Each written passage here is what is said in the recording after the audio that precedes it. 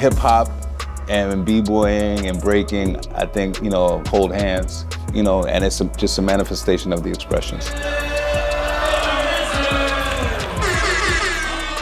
Canada, y'all having fun tonight? Make some noise!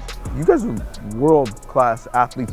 What does it take to get to this level? What does training look like? What does your dedication look like? It's interesting because we train really hard, but for me it is fun.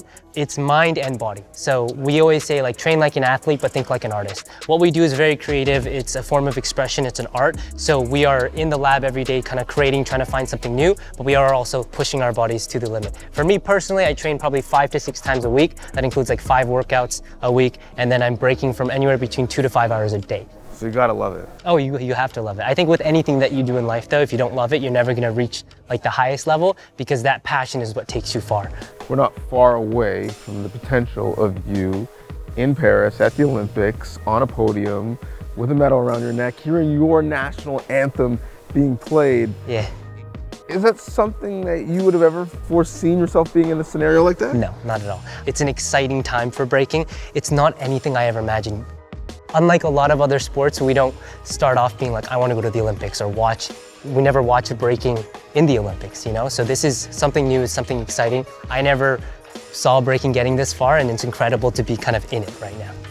When skateboarding or snowboarding took off in a similar way, bit commercial, taken away from the true culture, but also huge exposure and opportunity. Are the conversations about breaking in a similar vein right now? Yeah, for sure. And I think with anything that is as deep-rooted as breaking is in hip-hop, and anything that's as culturally diverse as breaking, that conversation's always going to be there. For me personally, I think the underground events, the cultural events will always be there. This is just another avenue. It's another avenue for opportunity. It's another avenue for us breakers who have historically not been able to financially sustain ourselves to have more opportunities for sponsors, more eyes on it. And I think for me personally, having more eyes on it is always a great thing. I have a dream of people watching the Olympics and kids looking at it and being that's what I want to do, and parents not being I don't want you to break dance. I want them to see and be oh no, breaking's cool. When we think of breaking, or even hip-hop culture more broadly, think of the United States, it's much more international. What's the tie-in between the breaking culture and your personal ethnic background? Nowadays, yes, it started in the US, but it's all over the world. It's in Europe, it's in Asia. I honestly don't really associate it with an ethnic background for me, because what hip-hop culture for me has always been about is inclusion, and breaking culture specifically.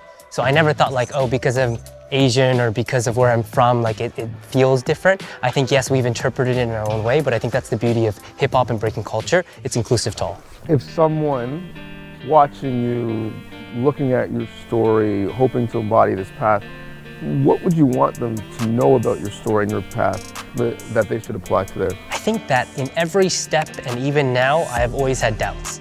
I think people look at me, and especially when I'm competing, I look happy, I'm enjoying it, and of course I am, but there's always doubts in my head. But I kind of had to take a chance on myself, and I think that's something that if this is something that you really want, or whether it's breaking or something else in life, it's to just take that kind of chance on yourself.